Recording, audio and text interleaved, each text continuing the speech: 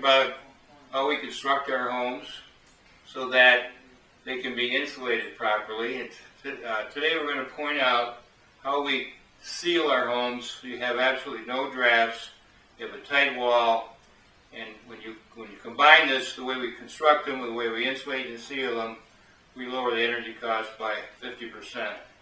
And here's an example. Right here you can see how every little crack is filled. We use about 24 tubes of caulk on each home, and each tube of caulk covers 75 lineal feet. There's well over 2,000 lineal feet crack sealed in every home. You can see how we foam around the windows, and we'll show a man doing that in a minute.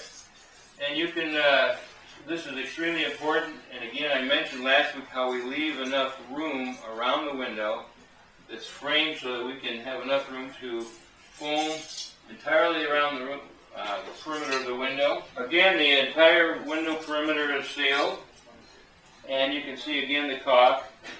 Here we have an electrical outlet which is foam behind it. You can see the foam, and this is fireproof caulk, by the way. There's absolutely no air penetration in this wall, so we don't have what we call convective air currents, and if any air gets in there it sets up convective currents where it can get out or get in.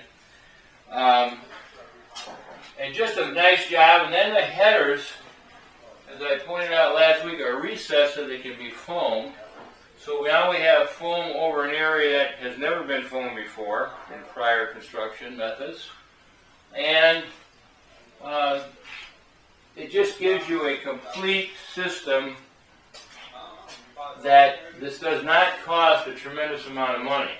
This is basically the old way we did things years ago, where we didn't insulate these hard to get at areas and foam these headers. We're talking about probably $1,000 a house, and houses that are costing $200,000 to $500,000, $200,000 to $500,000. And so it's a very small amount to pay for the result that we get. And again, you can see the headers above the windows here, how they're foamed again. These are hard to get at areas to insulate and seal. And lastly, the insulation is installed. It fills every gap. There are no voids, which is very important. And then we completely cover this with a moisture barrier called poly, which is a 6 mil poly, preventing moisture from getting into this wall. We do have a good ventilation system with attic ventilation, so any moisture in the house can gravitate out through the roof vents. But no moisture, we don't want any moisture in our wall. So this is just an illustration of a good caulking and sealing job. In a minute he's going to finish this. You just stop to get some more caulk, and you'll see how this is done.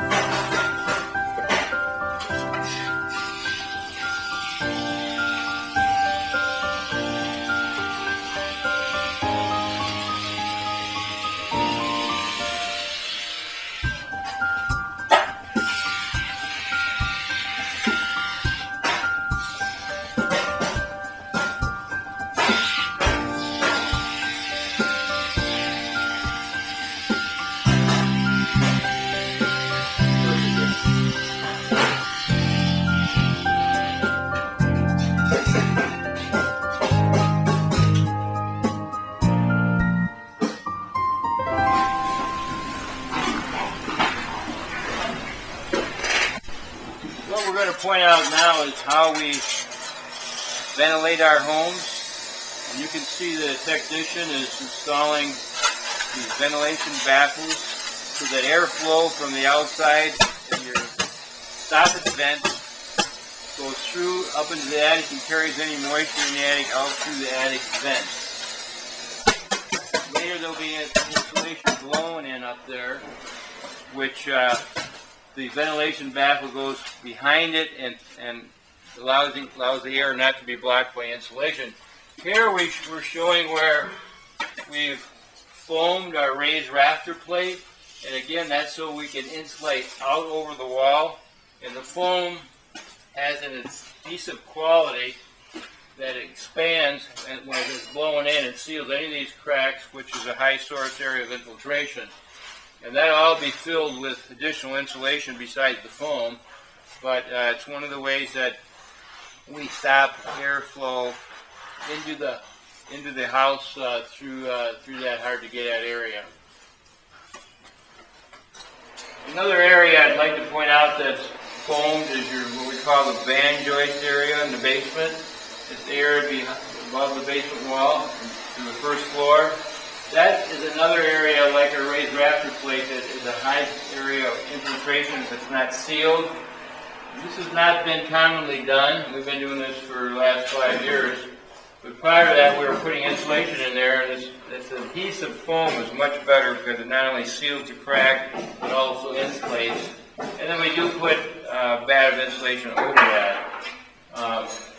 And again, all these areas we're pointing out are cumulative.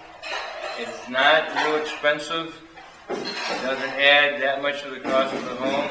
And for what you get in the reduction of energy costs, it pays for itself 1,000 times over the life of a home that'll be here 100 to 200 years.